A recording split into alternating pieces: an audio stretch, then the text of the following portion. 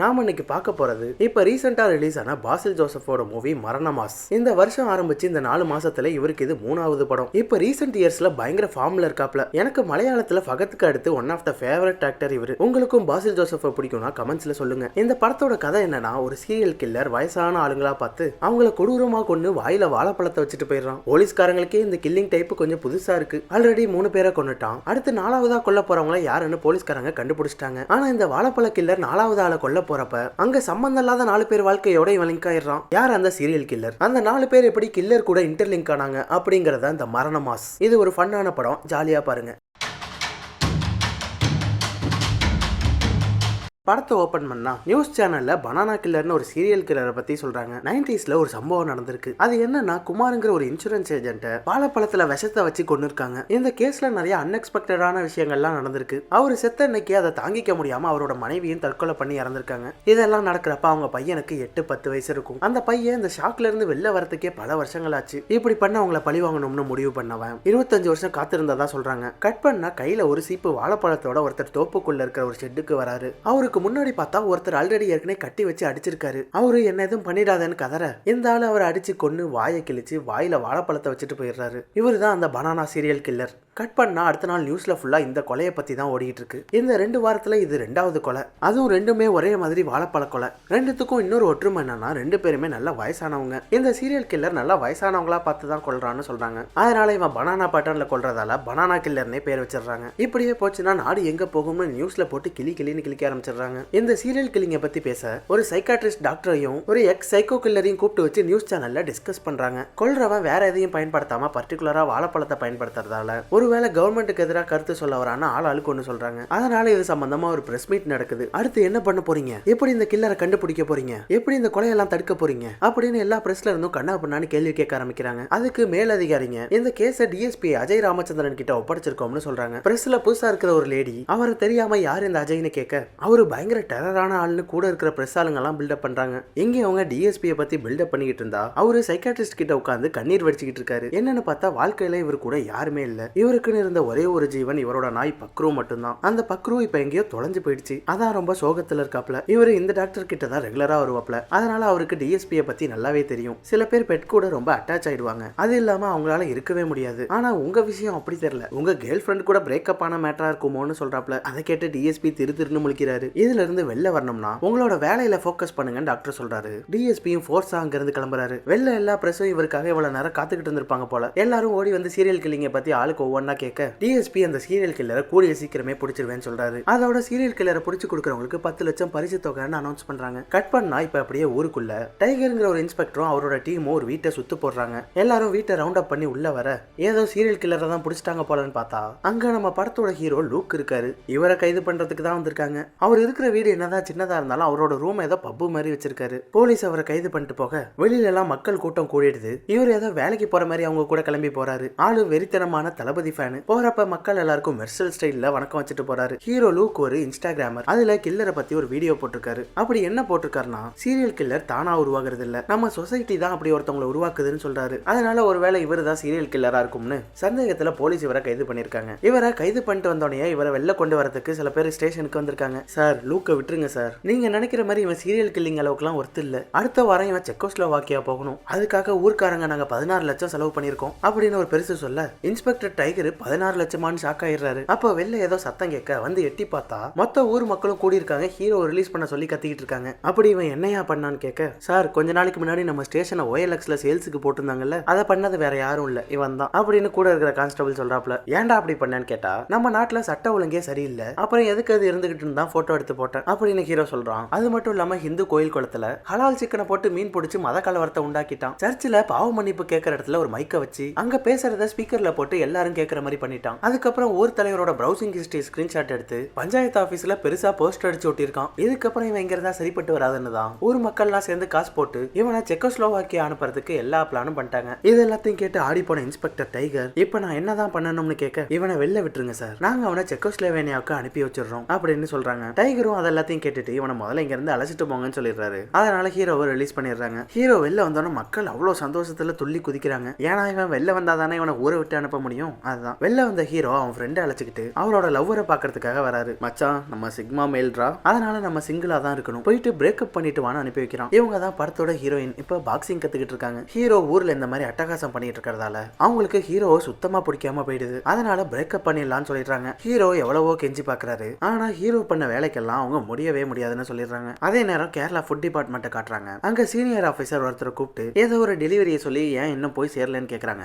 அவர் அதுக்கு எஸ்கே தான் madam incharge, அவரு தான் இன்னும் முடிக்கலன்னு சொல்றாரு. யார் அந்த எஸ்கேன்னு பார்த்தா சீரியல் கில்லர். இவரு கேரளா ஃபுட் டிபார்ட்மெண்ட்ல தான் வேலை பாக்குறாரு. இப்ப அவரு எங்க ஆளை காணும்னு கேட்க அவரை காட்டுறாங்க. ஒரு வேலையா பிளே ஸ்கூலுக்கு வந்தவர் அங்க குட்டி பசங்க கூட உட்கார்ந்துருக்காரு. அங்க இருக்கிற குட்டி பசங்களுக்கு எல்லாம் கதை சொல்றேன்னு டாம் அண்ட் ஜெரி கதை சொல்றாரு. அவர் அந்த காமெடி கதையை கூட ரொம்ப கொடூரமா சொல்றாரு. டாம் ஜெரி மண்டையில போட்டு சுத்தியலால அடி அடின்னு அடிக்க ஜெரி மண்டையில இருந்து ரத்தம் பீச்சிக்கிட்டு அடிக்குது. டாம் அண்ட் ஜெரியவே இவ்வளவு வயலண்டா கேட்டு குழந்தைங்க எல்லாம் ஒரு கட்டத்துல அளவே ஆரம்பிச்சிடுது. அதை பார்த்த டீச்சர் ஐயோ நீங்க கதையே சொல்ல வேணாம், முதல்ல இங்க இருந்து வெளில போங்கன்னு அனுப்பி வச்சிடறாங்க. அன்னைக்கு நைட்டு ஜெஸ்ஸியோட பிறந்த நாள். அதனால வீட்டுல எப்படியும் கேக் வெட்டுறேன்னு சர்ப்ரைஸ் பண்ணுவாங்கன்னு கதவு கிட்டே தயாரா நின்னுகிட்டு இருக்காங்க. இவங்களுக்கு அம்மா கிடையாது, அப்பாவும் பாட்டியும் மட்டும்தான் எல்லாமே. ரெண்டு பேரும் கேக்கோட ரூமுக்குள்ள வர இவங்க எதுவுமே தெரியாத மாதிரி கேஷுவலா இருந்துக்கிறாங்க. 12 மணிக்கு ஷார்ப்பா கேக் வெட்டுறாங்க. அதே நேரம் 12 மணிக்கு விஷ் பண்றதுக்காக ஹீரோ அவங்களுக்கு கால் பண்ண ஜெஸ்ஸி எடுக்கவே மாட்டாங்க, காலை கட் பண்ணி விட்டுறாங்க. பிறந்த நாளுக்கு பேத்திக்கு பாட்டி ஒரு கிஃப்ட் கொடுக்குறாங்க. என்னன்னு ஓபன் பண்ணி பார்த்தா பெப்பர் ஸ்ப்ரே கொடுத்துருக்காங்க. ஏதோ சீரியல் கில்லர் வேற சுத்திட்டு இருக்கேன்னு சொல்றாங்க. அதனால சேஃப்டிக்கு இதை வச்சுக்கோன்னு சொல்றாங்க. இவ்வளவு நேரம் ஹீரோ வீட்டு வாசல்ல இருந்து தான் கால் பண்ணிட்டு இருந்திருக்காரு. இவங்க கேக்கெல்லாம் வெட்டி என்ஜாய் பண்ணிட்டு இருக்கிறத பார்த்தவரு எடுத்துட்டு வந்த பூங்கொத்தை கீழே போட்டுட்டு சோகமா அங்க இருந்து போயிடுறாரு. அடுத்த நாள் எவர்கிரீன் ஒரு ஆசிரமத்தை காட்டுறாங்க.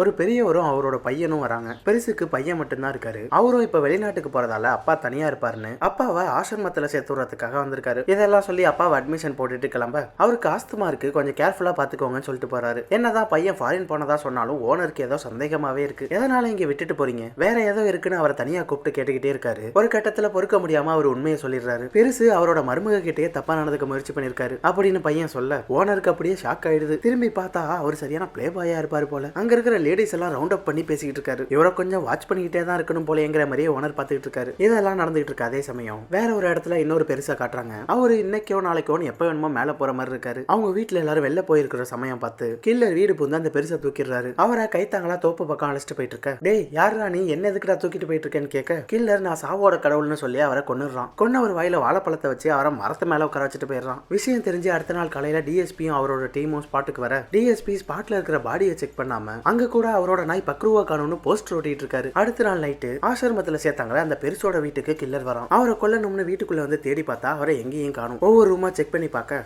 அங்க பார்த்தா பெருசோட பையனும் ஒய்ஃபும் ரொமான்ஸ் பண்ணிட்டு இருக்காங்க. அதை பார்த்து வெக்கப்பட்ட கில்லர் கண்ணை மூடிக்கிட்டு வெளில வந்துடுறான். அடுத்த நாள் காலையில ஆசிரமத்துல பெருசு உள்ளேயே வாக்கிங் போயிட்டு இருக்க அங்க இருக்க ஒரு நாய் அவரையே சுத்தி சுத்தி வந்துகிட்டு இருக்கு. டெய்லி எதுக்கு பிஸ்கட் போடுவாப்ல அதான் கூடயே சுத்திக்கிட்டு இருக்கு. அட இந்த நாய் வேற யாரோடதும் இல்ல, டிஎஸ்பி பக்ருன்னு சுத்திட்டு இருக்காருல அந்த பக்ரு நாய் தான் இது. எங்க இருந்தோ ஓடி வந்து இங்கே சேர்ந்து சுத்திட்டு இருக்கு. பெருசு எதையோ யோசனை பண்ணிக்கிட்டே அங்கேயும் இங்கேயும் நடக்க டக்குன்னு யாரும் பார்க்காத டைமா பார்த்து செவ்வரேறி குதிச்சு வெளில வந்துடுறாரு. நாயும் அவர் கூடவே பின்னாடியே ஓடி வர அவர் அதை ரோட்ல ஒரு ஓரமா கட்டி வச்சுட்டு போயிடுறாரு. அதே நேரம் கில்லர் ஒரு பார்ல உட்காந்துருக்கான். இந்த பெருசோட போட்டோவை வச்சுக்கிட்டு இது எங்க போச்சோன்னு உட்காந்து யோசனை பண்ணிட்டு இருக்கான். மாட்டாமையா போயிடுவ, ஒரு நாள் கண்டிப்பா சிக்குவேன்னு போட்டோவை இறக்குறான். அங்க பார்த்தா பெருசு ஆப்போசிட்ல உட்காந்துருக்கு. ஆசிரமத்துல குடிக்க முடியலன்னு குடிக்கிறதுக்காக இப்ப செவ்வரேறி குதிச்சு வந்திருக்காரு. பெருசு லைட்டா நட்டு கலந்த மாதிரி அப்போது சிரிச்சுக்கிட்டே தான் இருப்பாப்ல. கில்லர் அவரை பார்த்த உடனே அவர் வாயில வாழைப்பழத்தை வைக்கிறதுக்காக ஆன்லைன்ல வாழைப்பழத்தை ஆர்டர் போடுறான். பெருசு நல்லா நெக்கா குடிக்க ஒரு கட்டத்துல நல்லா ஏறிடுது. அதனால கில்லரும் இதான் வேணும்னு நான் உங்களை டிராப் பண்றேன்னு அங்க இருந்து அழைச்சிட்டு கிளம்புறான். வெளில வரப்ப கரெக்டா ஆர்டர் போட்ட வாழைப்பழமும் வந்துடுது. அதை வாங்கிட்டு கிளம்பிடுறான். பெருசா கைத்தாங்களா அங்க இருந்து அழைச்சிட்டு போயிட்டு இருக்க ஒரு இடத்துல பெருசு குடிச்சதெல்லாம் கக்கிடுது. அதனால கில்லர் அவரை ஓரமா உட்கார வச்சுட்டு அவருக்கு ஒரு சோடா வாங்கிட்டு இருக்க அந்த கேப்ல பெருசு போதையிலேயே அங்க இருந்து ஓடி போய் ரன்னிங்லயே ஒரு பஸ் ஏறிடுறாரு. சோடா வாங்கிட்டு திரும்பி பார்த்தா அங்க பெருசா காணும். பெருசு ரன்னிங்ல போய் ஒரு பஸ் ஏறத பார்க்க கில்லரும் வேகமா ஓடி போய் அந்த பஸ்ஸை எப்படியோ பிடிச்சிடறான். பெருசுக்கு வயசு தான் இருக்கு, ஆனா எனர்ஜி அப்படியே இருக்கு. பஸ்ல எதுவும் பண்ண முடியாததால பெருசு எங்க இறங்குறாரோ அங்க பாத்துக்கலான்னு கில்லரும் கூடவே போறான். அதே நேரம் ஸ்டேஷன்ல இதுக்கு முன்னாடி செத்தவங்களோட டீடைல்ஸ் எடுத்து பார்க்க படத்தோட ஆரம்பத்துல சொன்னால அந்த 90s வாழைப்பழ கொலையோட முக்கியமான சஸ்பெக்ட். கரெக்டா சொல்லணும்னா அந்த கொலைக்கு மொத்தம் 3 சஸ்பெக்ட். 2 பேரை ஆல்ரெடி கொண்டுட்டான். 3வது ஆள் வேற யாரும் இல்ல, இந்த பெருசு தான். இப்ப இந்த பெருசு மட்டும் தான் பாக்கி இருக்காரு. அவரையும் எப்படியாவது முடிச்சுட்டா கில்லரோட ரிவெஞ்ச் முடிஞ்சது. அதே நேரம் இங்க பஸ்ல கூட்டம் கொஞ்சம் கொஞ்சமா குறையுது. இப்படியே பஸ்ல போயிட்டு இருக்க ஒரு கட்டத்துல பொழுது போய் இருட்டியே போயிடுது. இப்ப கடைசியா பஸ்ல யார் இருக்கான்னு பார்த்தா பெருசு, கில்லரு, இன்னொரு ஆளு ஜெஸ்ஸி. டிரைவர் கண்டக்டர் சேர்த்து மொத்தமாவே 5 பேர் தான் இருக்காங்க. பெருசு கொஞ்சம் கிலுகிலுப்பு மோட்ல இருக்க முன்னாடி இருக்கிற ஜெஸ்ஸியை போய் டச் பண்றாரு. முதல்ல ஏதோ தெரியாம பட்டிருக்கும்னு ஜெஸ்ஸி தட்டி விட்டுறாங்க. திரும்ப இப்ப ரொம்ப தவறான முறையில கை வைக்க ஜெஸ்ஸி சீட்ல இருந்து எழுச்சி அவங்களோட ஆயுதத்தை எடுத்துடுறாங்க. வேற ஒண்ணும் இல்ல, பாட்டி கொடுத்த பெப்பர் ஸ்ப்ரே. கிளவா மேல கையா வைக்கிற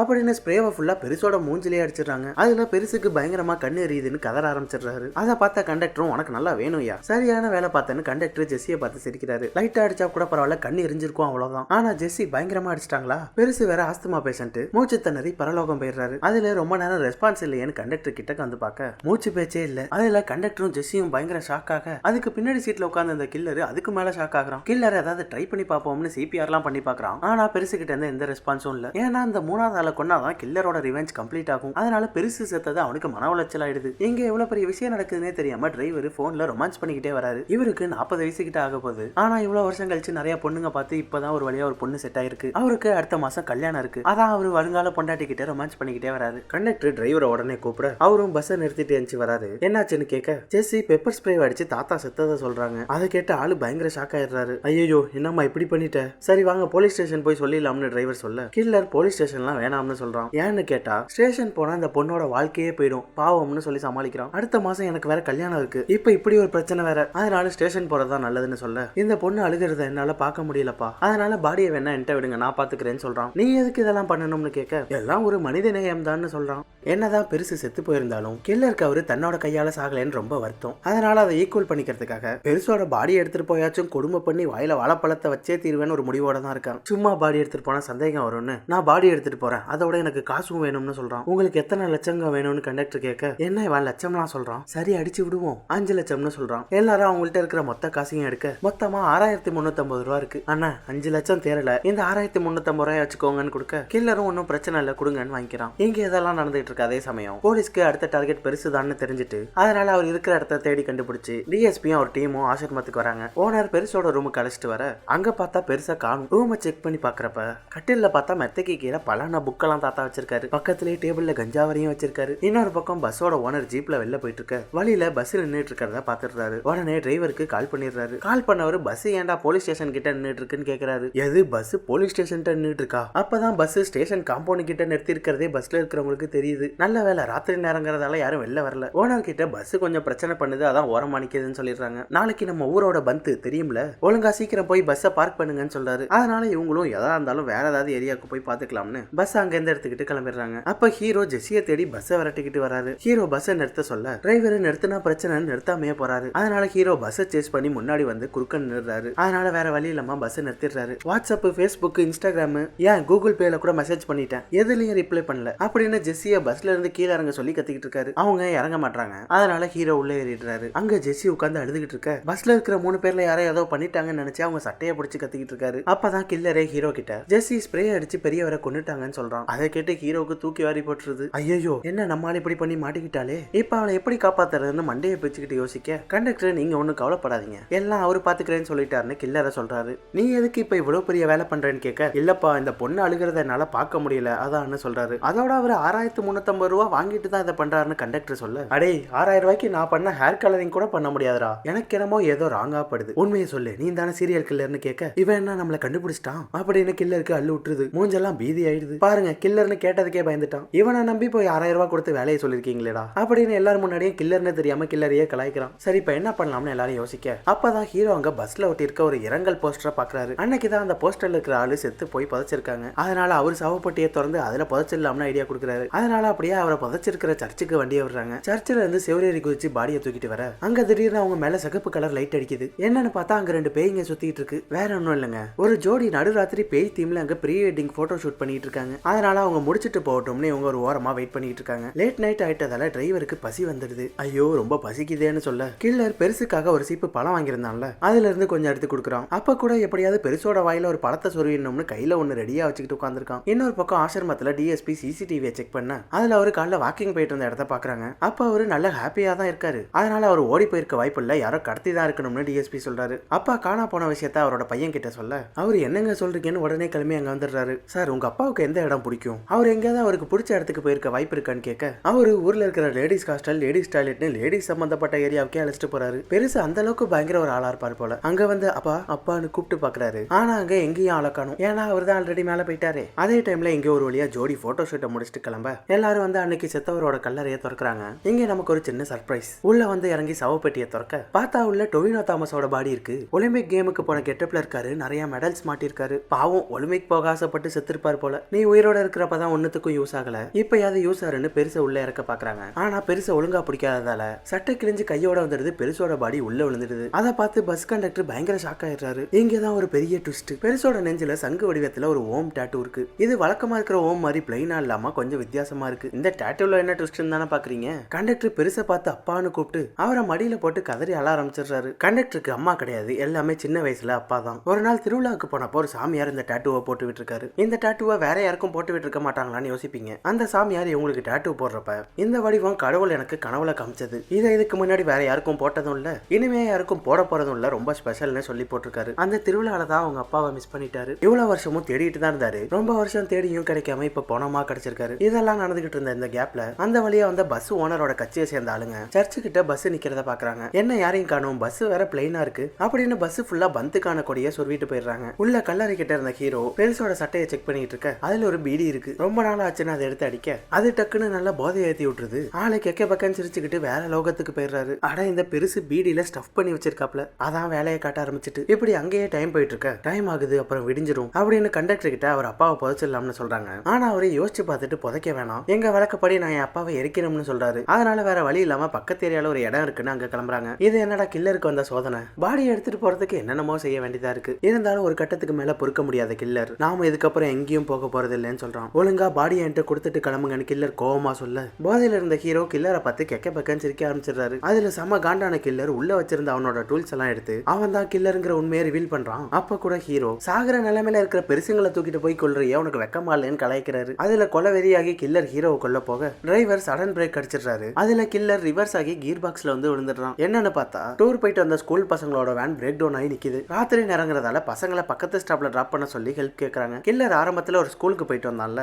அந்த ஸ்கூல் பசங்க தான் இவங்க. பசங்க அவரை பார்த்தோன்னே அவர்கிட்ட ஜாலியா பேசுறாங்க. டீச்சரும் அவனை பார்த்துட்டு எப்படி இருக்கீங்க நல்லா விசாரிக்கிறாங்க. இப்ப எல்லாரும் பஸ்ல ஏறிடுறாங்க. பஸ் ஃபுல் ஆயிடுது. அதனால கில்லரால எதுவுமே பண்ண முடியல. அதுலயும் ஒரு பையன் பெருசு பக்கத்துல போதையில உட்கார்ந்திருக்க ஹீரோ மடியில போய் உட்கார்றான். பசங்களை அழைச்சிக்கிட்டு அங்க இருந்து கிளம்ப கொஞ்ச தூரம் 4 ஸ்டாப் தள்ளி மெயின்ல எல்லாரும் இறங்கிடுறாங்க. அங்க பசங்களோட அப்பாக்கள்லாம் வந்து பசங்களை அழைச்சிட்டு போய்க்கிறாங்க. பசங்க எல்லாரும் போனதுக்கு அப்புறம் மறுபடியும் கில்லர் பஸ்ல இருக்கிறவங்களை கொல்ல பார்க்க டிரைவர் டக்குன்னு பஸ்ல இருந்து இறங்கிடுறாரு. அப்பதான் அந்த ஏரியா இன்ஸ்பெக்டர் டைகர் அந்த வழியா வராரு. நாளைக்கு பந்து சொல்லிருக்கு, இப்ப எங்க சுத்திட்டு இருக்கீங்கன்னு கேட்க அவங்க நாங்க ஷெட்டுக்கு தான் போயிட்டு இருக்கோம், பஸ் கொஞ்சம் மக்கராகி நின்னுடுச்சுன்னு சொல்றாங்க. அவரு டிரைவர் கண்டக்டர் கிட்ட பெருசோட போட்டோவை காட்டி இவரு மிஸ்ஸிங் எங்கேயாவது பாத்தீங்களான்னு கேட்க 2 பேரும் இல்லைன்னு சொல்லிடுறாங்க. இருந்தாலும் அது கண்டக்டரோட அப்பா இல்ல, அதான் அந்த போட்டோவை வச்சுக்கிறதுக்காக இன்ஸ்பெக்டர் கிட்ட அந்த போட்டோவை அனுப்பிவிட சொல்றாரு. சார் மறக்காம ஃபைல அனுப்பிவிடுங்க, அப்பதான் போட்டோ உடையாதுன்னு வேற சொல்றாரு. அப்ப பஸ்ஸுக்குள்ள இருந்து ஹீரோ போதையில சிரிச்சுக்கிட்டே வெளில எட்டி பார்க்க டைகரு ஐயோ இவனா, நீ என்ன செக்கோஸ்லோவாக்கியா கிளம்பலையா அப்படின்னு அவர்கிட்ட கேட்க செக்கோஸ்லோவாக்கியா வரைக்கும் பஸ்லயா போக முடியும் அப்படின்னு அவர் பதிலுக்கு கலாய்ச்சி விட்டுறாரு. ஐயோ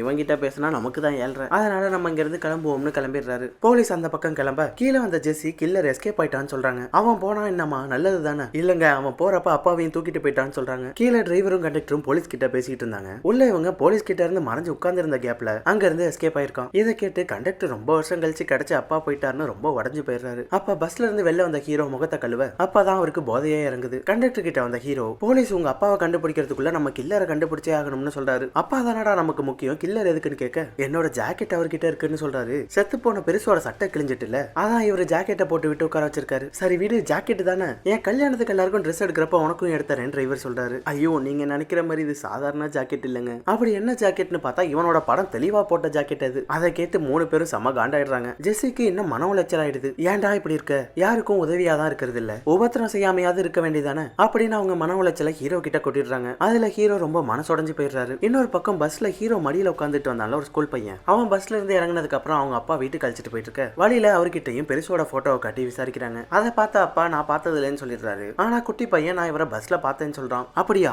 அவரு கூட வேற யாரும் இருந்தாங்களான்னு கேட்க மஞ்சள் கலர் மண்டையோட ஒரு அங்கிள் இருந்தாருன்னு சொல்றான். மஞ்சள் கலர் மண்டையா அப்படின்னு டைகர் ஹீரோட போட்டோவை காட்ட அந்த பையன் ஹீரோ தான் கன்ஃபார்ம் பண்ணிடுறான். அதனால அவன் தான் சீரியல் கில்லர், அவன் தான்டா நம்ம டார்கெட் அப்படின்னு டைகரும் அவர் டீமும் ஹீரோவை தேட ஆரம்பிக்கிறாங்க. கொஞ்ச நேரம் கழிச்சு பஸ்ல இருக்கிற நம்ம கேங்க காட்டுறாங்க. ஒரு பக்கம் கண்டக்டர் அப்பாவை நினைச்சு சோகமா உட்கார்ந்திருக்க ஹீரோவும் நாம இப்படி யூஸ்லெஸ்ஸா இருக்கோமேன்னு சோகமா உட்கார்ந்திருக்கான். அப்ப அவரோட அப்பா கிட்ட இருந்து ஹீரோக்கு கால் வருது. அவனுக்கு இதுவரையும் காலே பண்ணாதவரு அன்னைக்கு கால் பண்றாரு. மவனே எங்கடா இருக்க, உனக்கு பிடிச்ச மீன் குழம்பு வச்சிருக்கேன்டா, சீக்கிரம் வீட்டுக்கு வான்னு சொல்றாரு. என்ன இவரு நம்ம நம்பர்லாம் வச்சிருக்காரு அப்படின்னு ஹீரோ ஷாக்ல சரி வரேன்னு சொல்றாரு. என்னன்னு பார்த்தா அங்க போலீஸ் ஹீரோ தேடி வந்திருக்கு. சீரியல் கில்லரை பிடிச்சு கொடுக்கறவங்களுக்கு 10 லட்சம்னு அனௌன்ஸ் பண்ணியிருந்தாங்கல்ல. இப்ப ஹீரோ தான் அந்த சீரியல் கில்லர்னு தெரிஞ்சோன புள்ளைய பிடிச்சு கொடுக்கறதுக்காக கால் பண்ணிருக்காரு. அப்பா வச்சோன்னா அடுத்த ஒரு ஃப்ரெண்டு கிட்ட இருந்து ஒரு வாய்ஸ் மெசேஜ் வருது. மச்சான் உன் வீட்டுக்கு நிறைய போலீஸ் வந்தாங்கடா, உன்ன வேற ஏதோ சீரியல் கில்லர்னு சொல்றாங்க, ஏதோ பெரிய மேட்டரா இருக்கும் போல, அதனால என் நம்பரை டெலீட் பண்ணிடு, கால் கூட பண்ணிடாதன்னு சொல்றான். அப்பதான் டிரைவர் கண்டக்டரோட போனுக்கு ஹீரோவோட போட்டோ போட்டு அவரை பிடிச்சி தரவங்களுக்கு 10 லட்சம் பரிசுன்னு ஒரு ஃபார்வர்ட் மெசேஜ் வருது. இது எல்லாத்தையும் பார்த்த ஹீரோ முடிச்சு விட்டீங்க போங்கன்னு உரமா உட்காந்துடுறாரு. எப்படியும் போலீஸ் என்ன தேடி வந்துரும், அதனால நீங்களாச்சும் தப்பிச்சு போய் பெருசா கண்டுபிடிங்கன்னு ஹீரோ சொல்ல வேற வழி இல்லாம 3 பேரும் அங்க இருந்து பஸ் எடுத்துக்கிட்டு கிளம்புறாங்க. ஹீரோ போலீஸ் வந்து நம்மள கைது பண்ணிட்டு போகட்டும்னு அங்க ஓரமா வந்து உட்கார அப்ப அவர்கிட்ட அந்த ஏரியால சுத்திக்கிட்டு இருந்த பக்ரு ஓடி வருது. அப்பதான் எழுத்தாப்புல பக்ருவை கண்டுபிடிச்சு சொல்றவங்களுக்கு 50,000 பரிசுங்கிற போஸ்டர் பாக்குறாரு. அவங்களுக்கு 50,000 பரிசுங்கிற போஸ்டர் பாக்குறாரு. ட்ரூ காலர்ல அஜய் ராமச்சந்திரன் டிஒய்எஸ்பின்னு வருது. என்னது அஜய் ராமச்சந்திரன் டிஸ்பா அப்படின்னு அது டிஎஸ்பின்னு கூட தெரியாம அவருக்கு கால் பண்றாரு. அவர்கிட்ட நான் இங்கதான் இருக்குன்னு லொகேஷன் சொல்ல அவரு நீங்க அங்கேயே இருங்கன்னு சொல்லி உடனே கிளம்பி அங்க வந்துட்டு இருக்காரு. அப்பதான் சமாதியில போட்டோ ஷூட் பண்ணிட்டு இருந்த பேய் கப்பல் அடுத்து நடு ரோட்ல போட்டோ ஷூட் பண்ண அங்க வந்து இறங்குறாங்க. அவங்க ட்ரோன்லாம் வச்சு ஷூட் பண்ண தயார் பண்ணிட்டு இருக்க ஹீரோ அந்த ஆபரேட்டர் கிட்ட வந்து அதை கொஞ்சம் அப்படி திருப்புங்க இப்படி திருப்புங்கன்னு பக்கத்து ஏரியாவை பார்க்க அங்க கில்லர் பெருசா ஒரு சிமெண்ட் ட்ராலியில போட்டு தள்ளிட்டு போயிட்டு இருக்கிறது தெரியுது. உடனே இந்த விஷயத்த சொல்றதுக்காக ஜெசிக்கு கால் பண்றாரு. அப்ப இந்த பேய் கப்பலும் இந்த ஸ்பாட் சரியா இல்லைன்னு அங்க இருந்து கிளம்ப அப்பதான் அவங்களுக்கு வந்த ஹீரோட வாண்டட் போட்டோவை பாக்குறாங்க. ஹீரோ கில்லரை பார்த்ததை பத்தி ஜெசி கிட்ட சொல்லிட்டு இருக்க பாதியிலேயே அந்த பேய் கேங் ஹீரோவை பிடிச்சு கொடுத்தா 10 லட்சம் கிடைக்கும்னு ஹீரோவை தூக்கிட்டு போயிடுறாங்க. அவரை பார்த்துட்டு பக்ருவும் அந்த கார் பின்னாடியே ஓடி வருது. ஹீரோ கார் ஜன்னல் வழியா தலையை விட்டு காப்பாத்துங்கன்னு கத்திக்கிட்டே போக அதை பார்த்த ஒரு ஊர்க்கார கேங் அந்த காரை சேஸ் பண்ணிக்கிட்டு போறாங்க. அவங்க ஹீரோட காரை தாண்டி குறுக்க வந்து நிக்க சரி ஊர்க்காரங்க ஹீரோவை காப்பாத்த போறாங்கன்னு பார்த்தா நாங்க தான் அவரை பிடிச்சு கொடுத்து 10 லட்சம் வாங்குவோம்னு சண்டை போடுறாங்க. இப்படி 2 கேங்கும் ஹீரோவை பிடிச்சு கொடுக்க அடிச்சுக்கிட்டு இருக்க ஹீரோ பக்ருவுக்காக அந்த லொகேஷனை சொல்லியிருந்ததை வச்சு டிஎஸ்பியே அங்க வந்துடுறாரு. அடே சீரியல் கில்லர் நீ இங்க தான் இருக்கியா, டிஎஸ்பி அஜய் ராமச்சந்திர கிட்ட இருந்து தப்பிச்சலாம்னு பாத்தியான்னு கேட்க நம்ம கால் பண்ணது டிஸ்பிள்ல டிஎஸ்பின்னு அப்பதான் ஹீரோவுக்கு தெரியுது. அவரை அங்க இருந்து அரெஸ்ட் பண்ணிட்டு போக பார்க்க ஹீரோ டக்குன்னு டிஎஸ்பியோட நாய் பக்ருவை பிடிச்சி அதுகிட்ட சுத்தியில நிட்டுறாரு. கில்லர் போன பக்கம் ஹீரோவுக்கு தெரிஞ்சுட்டு அப்புறம் எதுக்கு நம்ம சரண்டர் ஆகணும்னு ஹீரோ அந்த பக்ருவை கொண்டுடுவேன் டிஎஸ்பியை மிரட்டி கில்லரை தேடி அங்க இருந்து போயிடுறாரு. ஹீரோ கில்லரை பார்த்த பக்கமா போயிட்டு இருக்க அந்த வழியில ஒரு பெரிய குப்பை கிடங்கு இருக்கிறத பாக்குறாரு. கண்டிப்பா இதுக்குள்ளதான் இருப்பான்னு உள்ள வர அவரு நினைச்ச மாதிரியே அங்கதான் இருக்கான். என்னதான் பெருசு செத்து போய் பாடியா இருந்தாலும் அவன் அதை கூட விட மாட்டேன்னு கண்ணாடியை வச்சு அவர் முகத்தை கிழிச்சு கொடுமை பண்ணிட்டு இருக்கான். அதை முடிச்சவன் ஃபைனலா அவரோட வாயில வாழைப்பழத்தை வைக்க போறான். ஆனா அப்ப சரியா ஹீரோ அங்க என்ட்ரி கொடுத்துறாரு. ஹீரோ குன்ஃபு ஸ்டைல் பில்டப்லாம் பண்ணி கில்லர் அடிக்க போக ஒரு அடி கூட அவன் மேல படல. அவன் தான் சுத்தியலால ஹீரோட கையை காலுன்னு எல்லா இடத்துலயும் ஒரு போடு போடுறான். பார்க்கதான் இவன் நரம்பு மாதிரி இருக்கான். ஆனா ஹீரோவை போட்டு பொலன்னு பொழந்து எடுக்கிறான். ஒரு கட்டத்துல ஹீரோவால எந்திரிக்க கூட முடியல. அப்ப அங்க கிரேன்ல இருந்து தொங்குற ஒரு கைத்தை பார்த்தவன் ஹீரோட கழுத்துல சுருக்க போட்டு மேல இழுத்து அவரை சாகடிக்க பாக்குறான். கிட்டத்தட்ட ஹீரோ சாகர நிலைமைக்கு போக அப்ப கரெக்டா ஹீரோ சொல்லியிருந்த லேண்ட்மார்க்கை வச்சு நம்ம ஆளுங்க பஸ்ஸோட கேட்டை உடைச்சுக்கிட்டு உள்ள வந்துடுறாங்க. நேரா ஹீரோ தொங்கிட்டு இருக்க கிரேனுக்கு கீழே பஸ்ஸை கொண்டு வர ஹீரோ அப்படியே அதுல காலை வச்சு நின்னுறாரு. அவரை காப்பாத்த ஜெஸ்ஸி பஸ் மேல ஏற டிரைவரும் கண்டக்டரும் பெருசா காப்பாத்த வராங்க. ஆனா கில்லர் கண்டக்டர் அடிச்சு பறக்க விட்டுடுறான். அடுத்து டிரைவர் அடிக்க வர கில்லர் அவரோட மெயின் பாயிண்ட்லயே ஒரு உத விட்டுடுறான். அடே அடுத்த மாசம் எனக்கு கல்யாணம்டா அப்படின்னு ஓரமா போய் உட்கார்ந்துடுறாரு. இங்க கீழே அவங்க அடிச்சுக்கிட்டு இருக்க மேல ஹீரோவை காப்பாத்தின ஜெஸ்ஸி அவரை லவ்வோட கட்டி பிடிச்சுக்கிறாங்க. அவங்க மாட்டக்கூடாதுன்னு ஹீரோ அவ்வளவு ரிஸ்க் எடுத்தாருல, அதான் ஹீரோ மேல திரும்ப லவ் வந்துட்டு மேல இருந்து ஜெஸ்ஸி 2 பேரும் அடி வாங்கிட்டு இருக்கிறத பார்க்க இருடா நாவரன்னு கில்லர் முன்னாடி மாசா வந்து பாக்ஸிங் போஸ்ட்ல நிக்கிறாங்க. கில்லர் அவன் வச்சிருந்த கம்பியால ஜெஸ்ஸி அடிக்க போக ஜெஸ்ஸி அதை பட்டுன்னு பிடிச்சிடுறாங்க. இன்னொரு கையால அவன் மூஞ்சி அடிச்சு உடப்பாங்கன்னு பார்த்தா பர்ஃபார்மன்ஸ் பண்றேன்னு அவங்க பிடிச்சிருந்த கம்பியவே குத்துறாங்க. அதுல விரல்லாம் உடஞ்ச லெவலுக்கு போயிடுது. வழி தாங்க முடியாம ஜெஸ்ஸி துடிக்க கில்லர் அவங்கள பிடிச்சி அறன்னு அரைஞ்சுக்கிட்டே இருக்கான். அதுல அவங்களோட கண்ணமே பழுத்து போயிடுது. அவ்வளோ அடி வாங்கியும் கில்லரை பார்த்து சிரிக்கிறாங்க. என்ன இவ்வளவு அடி வாங்கியும் சிரிக்குதுன்னு பார்க்க அவங்களோட ஆயுதம் பெப்பர் ஸ்ப்ரேவா வெளில எடுக்கிறாங்க. அதை கொசு மருந்து அடிக்கிற மாதிரி அவன் மூஞ்செல்லாம் நல்லா அடிக்க கண்ணெல்லாம் பயங்கரமா எரிய ஆரம்பிச்சிருது. கில்லர் ஐயோ அம்மான்னு அலற பஸ்ல இருந்து இறங்கி வந்த ஹீரோ ஓடி வந்து ஜெஸ்ஸியை பிடிச்சிக்கிட்டு கில்லரை ஒரு உத விட்டுறாரு. அதுல அவன் பறந்து போய் விழுந்துடுறான். அவன் கண்ணெரிச்சல்ல உட்காந்துருக்க அவனை பிடிச்சி ஓரமா உட்கார வச்சிடறாங்க. அப்ப கண்டக்டர் அவர் அப்பாவை பார்த்து கண் கலங்கிட்டு இருக்கு.